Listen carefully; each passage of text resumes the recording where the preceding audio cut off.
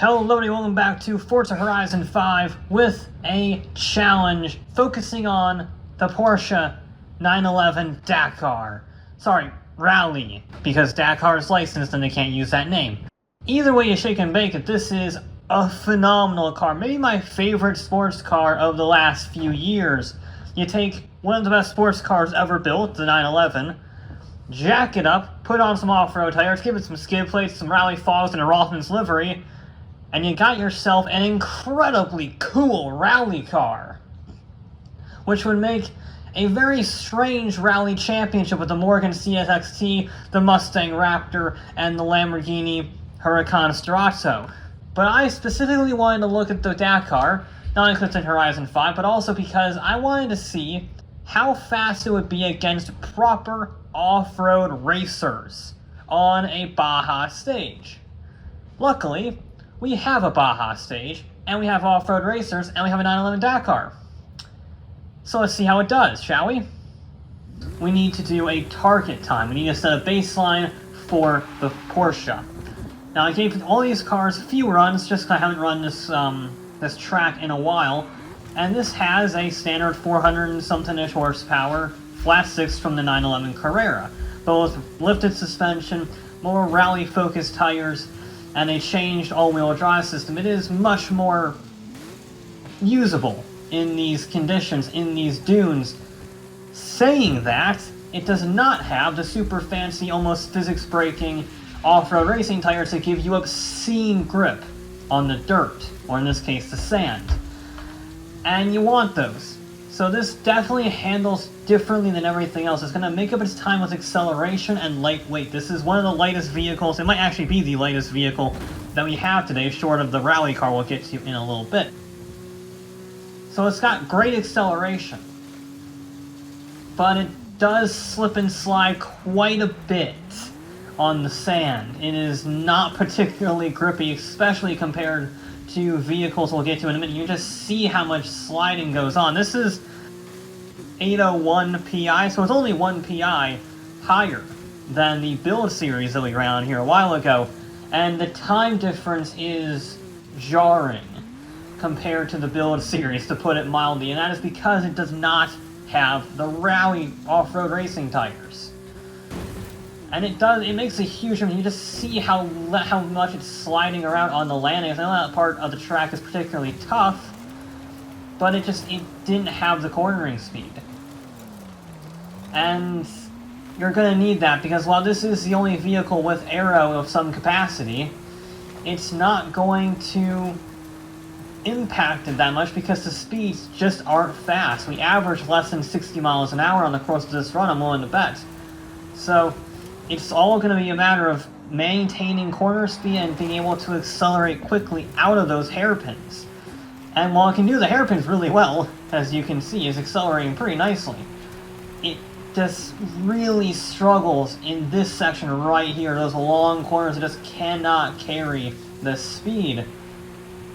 But I don't care, because it's a Rothman's liveried 911 Dakar, and it's just a perfect car. I'm so glad it's in Forza, by the way.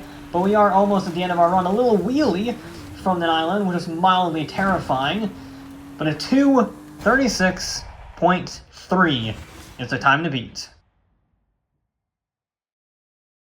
And first up is our most powerful vehicle by a country mile, with twice the horsepower near enough of the next fastest car, the Funko F9, or as I like to call it, the hold on for dear life and try not to die vehicle, because 1,750 horsepower are escaping through the rear wheels of a buggy, and the buggy likes to tripod. So while yes, it has off-road racing tires, and 1,750 horsepower, and incredible suspension, it was nigh on undrivable. It took so long to get acclimated to this vehicle for some runs, and even then I still only got one clean run. You're watching it now, and it was just terrifying. I actually had to brake for the jump, because otherwise I would overshoot it by a country mile, excuse me. And you compare it to the 911, and it's a very different animal. The 911 is composed, has a bit of sliding, a bit more sliding than you want, This, though, has a horrifying combination of chronic understeer off throttle because it's constantly kicking a wheel up in the air, which does not help your turning, and then horrific oversteer as you're trying to deploy 1800 horsepower to sand. In fact, on tarmac, I had to launch it off the line from 4th gear. 4th gear! Now, saying all that, once you do get a clean run, it absolutely flies, because it's an 1800 horsepower off-road racing tire-laden buggy with suspension designed for the sand. But getting there is so difficult. So, this is the highest PI, is S1 829, so we're 28 PI higher. It's the highest PI off-roader in the game because of the ludicrous acceleration. But man, does it really struggle in the corners. And I don't even mean struggle in terms of no grip. It has grip, it carries good speed. But trying to make it consistently carry good speed is impossible. The fact that I got this clean run, which was still a bit squirrely, is a miracle. I almost stalled it out on the line and is still able to power its way. And sure enough, a 2:36 was our time. And this thing is, despite carefully going over the jump to say the least, 3 seconds faster, near enough. It may be difficult to drive, but it is damn fast. Up next is pretty much the perfect vehicle for this, if I can be perfectly honest. This is the RJ Anderson Pro 4 truck. Off-road racing tires, massive off-road racing tires at that. 800 horsepower and incredible suspension. It's not too soft and then it wallows through the corners, and it's not too stiff that it can't absorb bumps. This is the perfect vehicle for this. It is mid to upper A class, like 770 PI, something like that. And you can just see the cornering speed. Compare this to the 911, and the speed is night and day difference. The low speed corners are actually pretty similar, but once you get to the high speeds and those off-road racing tires come into their own, it's like watching a 911 GT3 versus an MX-5. They're both very good handling. One of them's just a little more intense. There's not really much doubt that this would beat it. In my mind, I figured this would be a pretty good shot of winning. If the 911 beat this, then it would beat everything, was my thought process. To be fair, I nearly bottled it. How I got that checkpoint, I don't know. I had a little bit too much confidence on this final run.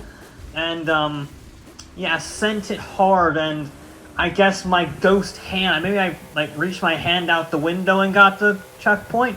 Either way, it counted, and I lost 3 or 4 tenths of a second whittling around trying to get the checkpoints. But even with that, based on my prior runs, I had a sneaky suspicion that it wouldn't really do too much in terms of this vehicle's final finishing position, because as we saw in the off-road shootout, this is in another league, even compared to the other off-roaders that we'll see later on around the dirt racing track. This just annihilated the field. And it's so nice to drive. As you saw, it gives you sometimes too much confidence, but it can back it up 9 times out of 10. And then it gives you enough room, enough drivability to correct when you inevitably overstep the lines. It's very good. Very good. You see, we're already, even with our screw-ups, heading to the final jump. That's incredible speed from the Pro 4 truck. And we're going, yeah, we're gonna be, what, almost 10 seconds fast. Oh, yeah, not 10 seconds, 1 second faster. A second faster on that run is... Jimco, I thought, would be in a similar boat to the RJ Anderson because it's a crazy powerful rear-wheel drive, off-road racing tire, mid-engine in this case, rally raid buggy. What I did not account for was that the tires are slightly smaller, and it weighs over 6,000 pounds. It is a heavy bugger. But in all honesty, in the off-road racing shootout that we did a while ago, this fared pretty well. It wasn't a bad vehicle. I think it got 3rd overall. It was impressive. On this course, though, for one reason or another, it did not work. Something about it was just not meshing. It just did not carry the corner speed. You can just see how much it's leaning, how much that weight is dictating where the vehicle goes, not the front wheels. And even though this is one of the highest PI vehicles that we have, it's struggling. It's struggling really badly. I thought this would do really well. Mid-engine, rear-wheel drive, big tires. That is a recipe for success, but it's just way too heavy. Acceleration is brilliant. Acceleration is right where we need it. But look at the cornering speed. It just falls off a cliff, even compared to the 911. I mean, I know it's not a perfect run, but I gave these vehicles plenty of runs in order to get the best that we can. This thing just maybe it didn't mesh with my driving style, but I could not be aggressive with it, and I could not get the sucker turned. And then we have another problem on oversteer. Because the tires aren't as big, but it has basically the same power as the Anderson, it spins its wheels for days and days and days. It's like a less intense version of the Funko, in the sense that it doesn't have the same control or traction that you need in order to do particularly well. And that's a shame, because I quite like the Jimco. It's a fascinating, not so little buggy. But on here, you can just see the weight is just killing it. The weight transfer in the corners, then trying to stop the thing. Very disappointing, if I'm honest. The 911, despite being a road car based on a sports car, just ran rings around this buggy. And that was not what I was expecting, if I can be honest. But we are eventually heading on to the final corner. The bloody RJ Anderson's already done by now. In fact, so is the 911. We're going finally across the line. We're into the 3-minute range. I had to take the 20 seconds off. A 2:45. Not great. Now this one was a bit of an oddball, a bit of a wild card, if you will. Because the Ford Focus RS WRC is a rally car. It's not a rally raid. It is just a Colin McRae rally car for stages. This is out of its element. But it's still on rally tires. It's still a race-bred rally vehicle with proper shocks and the whole 9 yards. And it's the lightest car here by a country mile. Less than 3,000 pound curb weight. It is literally half the weight of the Jimco. That's no small thing, and it still makes 300 horsepower. So acceleration is pretty good, but it doesn't have the grip. Once again, it's very similar to the 911, actually. It just does not have the grip in the corners. It has a little bit of aero, but it's like 50 pounds. It's nothing. So you really need more, and then you don't quite have as much acceleration, because yes, the power-weight ratio is similar, but the 911 is more modern. It's got a better turbocharger control system. It's got better power. It's got better tires because the tires are newer. And it's just a little bit better in every measure, pretty much. And while this is not the longest stage in the world, it's 2 minutes 30 for a slow vehicle. That's not going to, translate very well when you're talking about minor increments. That's still going to add up. If you're a tenth of a second down in every sector, after 7 sectors, you're going to be down quite a lot. And this is what that really struggles from. You can see it's just losing a tiny bit of time everywhere. Which is a shame, because I love the fact that we have a proper early 2000s WRC car in the game, no longer just some 80s rally cars, a more modern WRC era vehicle. But it's not quick enough, even with the anti-lag. It's not quick enough. And then the cornering speed, because it's got tiny 225 tires and very little aero, it doesn't have the same grip as the RJ Anderson, or even the 911. So it has to make it up in the braking zones and, to a lesser extent, the acceleration zones, and there's not enough there. There's just not enough. Now, I did like chucking around. It was very nice to drive.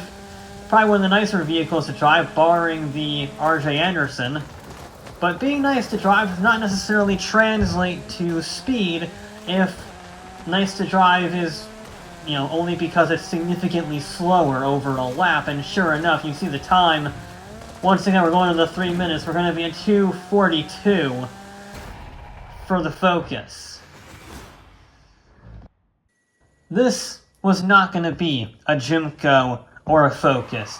The Extreme E Odyssey 21 Hummer EV, whatever you want to call it, was always going to be quick. It's got the off-road racing tires. It's very similar, in fact, to the R.J. Anderson, only it's a bit heavier because it's electric, and it's all-wheel drive. So, it's got a bit more weight, but the grip is sensational. The acceleration is, as you would expect, very good. It's a very respectable vehicle. It's missing some downforce, and the weight does get felt through the corners, but otherwise, you can just send it down this course. I seriously thought this might win. Having driven it against, this is the only vehicle that really stood a chance of beating the R.J. Anderson. I know we just have to beat the Porsche, objectively speaking, but it's nice to take the top spot, and this was going to give it a run for its money. It doesn't have the same raw horsepower or acceleration in the 60 and up bracket, but my god, is it grippy. It is grippy, and I got a better run. Alright, the R.J. Anderson was a bit sloppy, and it still took the fastest time. This was a bit better. Not perfect.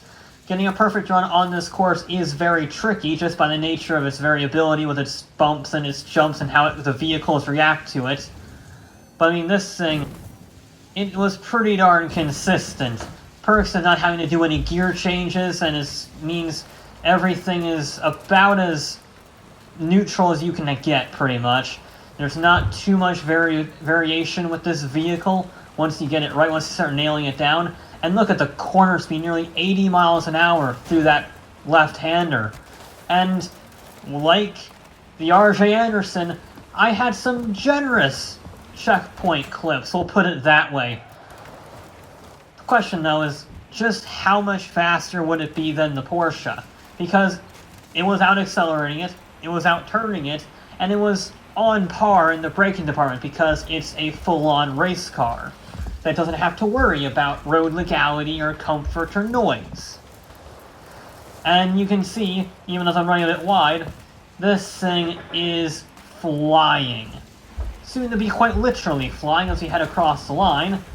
Yeah, we're in the low 230s, 233, not quite as fast as the R.J. Anderson, but 3 seconds faster than the Porsche.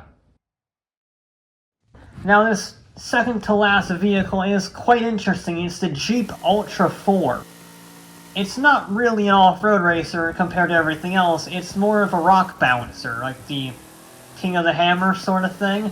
Crazy suspension, weird 3-speed gearbox, very strange gear ratios on this, and that, you know, that does actually kind of hinder it, because it has 850 horsepower, and yet it can't really use all of it because it's not supposed to use all of it in this way. It's designed to go very slowly and use a snot load of torque to get over anything that it wants to. This is, again, out of its element, but it does still have proper tires, it does still have huge ground clearance, and it does still have 850 horsepower.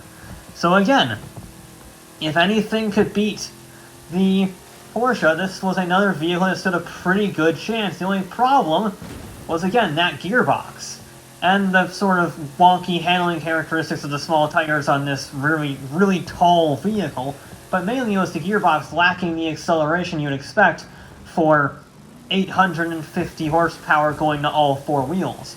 Honestly, I think this is comparable to the acceleration of the 911, and the 911 had half the horsepower. So that kind of says it all, really. The brakes are good, though. In fact, I braked a little early for this one, but it did allow me to get a very nice exit on this section. And the long gears did help in the double jump here. I did not have to shift in order to jump both dunes. The only vehicle that did not have to shift to jump both dunes, apart from the all-electric Hummer. So it does have some benefits. but that does not outweigh the acceleration.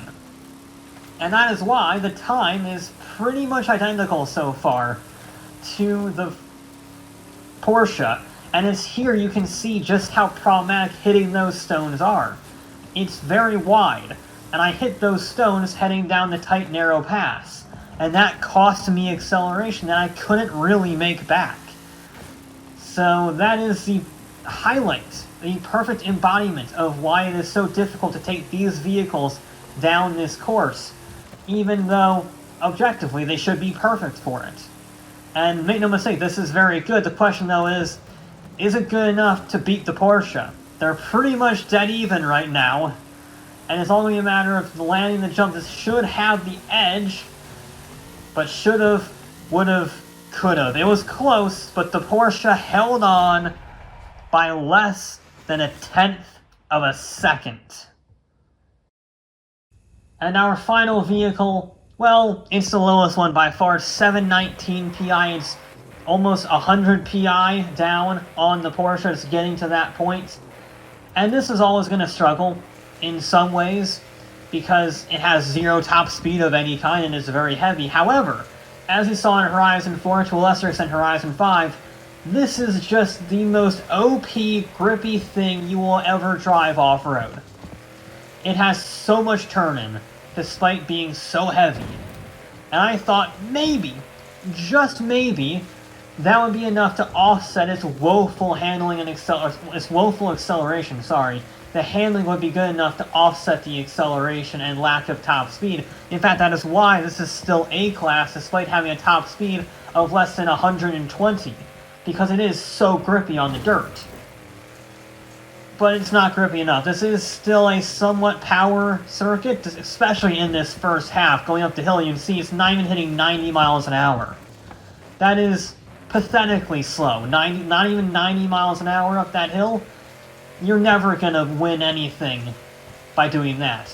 Corner speed, very good. Very consistent through the corners. I can make up some time in the corners and in the braking zones. This thing stops pretty well as well.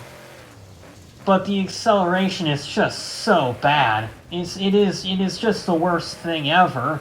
You can see here again, not even hitting 60 miles an hour on the jump, so we missed the double jump. We have a really awkward landing. That, again, costs us time that we didn't have. I'm not allowed to tune, but if I was allowed, I would change these gear ratios to give me some straight line speed. But really, you need about 1,000 pounds less weight and about 100 more horsepower, and then it would be unstoppable. As it stands, we have neither of those things, and while we are incredibly planted through the narrow sector, the only large off-roader that is completely planted through that section, it's not really enough. The acceleration or lack thereof was just too much for the Warthog. I was hoping the handling would make up for it, but it was just too little, too late. Corner speed 75 through there, very good. And then again, braking zone is phenomenally short. In fact, almost too short. I almost stalled out trying to do a hairpin handbrake, and I realized it had so much grip I didn't need to handbrake. But the Porsche's time has come and gone, and it is just over 3 minutes, 3 minutes and 1 second. Yeah, that's a shame. And if we look at our leaderboard here, we can see that 3 vehicles managed to beat that Porsche. The RJ Anderson, the Odyssey 21, and the Funko got their speed in almost completely different ways. The Anderson and the Odyssey were pretty similar, but the Funko was just hang on for dear life and try not to die. But what I'm seeing more is that the 911 beat a Focus Rally car, an Ultra 4 racer, the Halo Warthog, and the Hammerhead. Those are not bad off-roaders, and it beat them at their own game. I thought the 911 would be, an okay shot against the Focus and maybe the Ultra 4 and the Warthog. But to beat over half the grid is incredible in a road car without off-road racing tires. It just reinforces my love for the 911 Dakar even more than I already did. It's one of the best cars that has been added to Forza in a very long time. I wish that we can get the Huracan and the Morgan as well, but as it stands, the Porsche is a welcome addition and a surprisingly quick rally raid car. But that will be it for this episode of Forza Horizon 5. I'll be back with more.